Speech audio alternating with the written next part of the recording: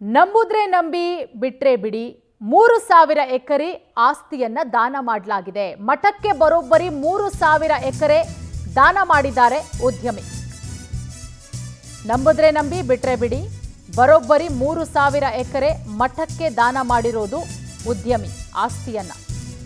ಪಾಲನಹಳ್ಳಿ ಮಠಕ್ಕೆ ಬರೋಬ್ಬರಿ 3,000 ಎಕರೆ ಆಸ್ತಿ ದಾನ ಮಾಡಲಾಗಿದೆ. ರಾಮನಗರ ಜಿಲ್ಲೆ ಮಾಗಡಿಯ ಪಾಲನಹಳ್ಳಿ ಮಠಕ್ಕೆ ಭೂಮಿ ದಾನ ಕೊಟ್ಟಿದ್ದಾರೆ ಉದ್ಯಮಿ.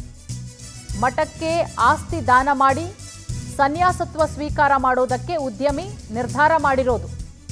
ರಾಜಸ್ಥಾನದ ಗಣಿ ಉದ್ಯಮಿ ಓಸ್ವಾಲ್ ಜೈನ್ 78 ವರ್ಷ ಇವರಿಗೆ ಆಸ್ತಿ ದಾನ ಮಾಡಿದ್ದಾರೆ. ಪೀಠಾಧ್ಯಕ್ಷರಾದ ಡಾಕ್ಟರ್ ಸಿದ್ದರಾಜ ಸ್ವಾಮೀಜಿಗೆ ಆಸ್ತಿ ಪತ್ರವನ್ನ ಹಸ್ತಾಂತರ ಕೂಡ ಮಾಡಿದ್ದಾರೆ. ಕಾನೂನಾತ್ಮಕವಾಗಿ ಆಸ್ತಿಯನ್ನ ಹಸ್ತಾಂತರ ಮಾಡಿರೋದು ಉದ್ಯಮಿ. 78 ವರ್ಷ, 27 ವರ್ಷಗಳಿಂದ ಪಾಲನಹಳ್ಳಿ ಮಠದ ಜೊತೆಗೆ ಸಾಕಷ್ಟು ಒಡನಾಟವನ್ನ ಕೂಡ ಇಟ್ಕೊಂಡಿದ್ರು. ಮಕ್ಕಳಿಬ್ಬರಿಗೆ ಪಿತ್ರಾರ್ಜಿತ ಆಸ್ತಿಯನ್ನ ಕೊಟ್ಟು ಅವರ ಸ್ವಯಾರ್ಜಿತ ಆಸ್ತಿ, ಅವರು ದುಡಿದಂತಹ ಆಸ್ತಿಯನ್ನ ಮಠಕ್ಕೆ ದಾನ ಕೊಟ್ಟಿರೋದು.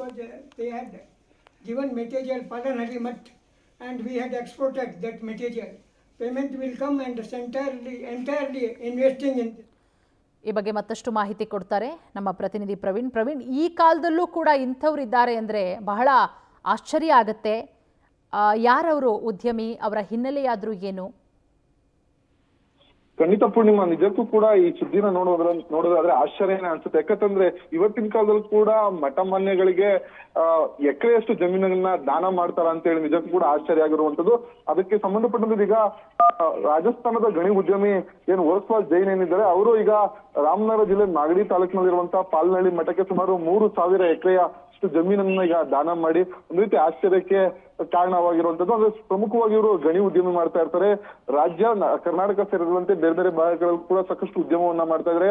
ಕಳೆದ 27 ವರ್ಷಗಳಿಂದ ಏನು ಪಾಲನಹಳ್ಳಿ ಮಠ ಇದೆ, ಆ ಮಠಕ್ಕೆ ಭಕ್ತರು ಕೂಡ ಆಗಿರ್ತಾರೆ. ಸ್ವಾಮೀಜಿಗಳ ಜೊತೆ ನಿರಂತರ ಒಡನಾಟವನ್ನ ಹೊಂದಿರ್ತಾರೆ. ಸುಮಾರು 78 ವರ್ಷದ ಏನು ಓಸ್ವಾಲ್ ಜೈನ್ ಏನಿದ್ದಾರೆ, ಈಗ 3,000 ಎಕರೆಯನ್ನು ಸ್ವಯಾರ್ಜಿತವಾಗಿ ಸಂಪಾದನೆ ಮಾಡದಂತ ಅಷ್ಟು ಜಮೀನನ್ನು ಕೂಡ ದಾನವನ್ನ ಮಾಡಿ ಮುಂದಿನ ದಿನಗಳಲ್ಲಿ ಆ ಮಠಕ್ಕೆ ಒಂದು ಭಕ್ತರಾಗಿ ಮುಂದೆ ಸನ್ಯಾಸತ್ವವನ್ನ ತೆಗೆದುಕೊಳ್ಬೇಕಂತ ಹೇಳಿ ಮಾಡಿರುವಂತದ್ದು. ಏನು ಬರೆದಿರುವಂತ ಅಷ್ಟು ಪ್ರಾಪರ್ಟಿಯನ್ನು ಕೂಡ ಮಠದ ಸಾಮಾಜಿಕ ಸೇವೆ ಆಗಿರ್ಬೋದು, ಶೈಕ್ಷಣಿಕಕ್ಕೆ ಬಳಸ್ಕೊಳ್ಬೇಕು ಅಂತ ಹೇಳಿ ಕಾನೂನಾತ್ಮಕವಾಗಿ ಎಲ್ಲಾ ದಾಖಲೆಗಳನ್ನು ಕೂಡ ಒದಗಿಸಿ ಮಠಕ್ಕೆ ಈಗ ಆಸ್ತಿಯನ್ನ ದಾನ ಮಾಡಿರುವಂತದ್ದು ನಿಜಕ್ಕೂ ಕೂಡ ಆಶ್ಚರ್ಯ.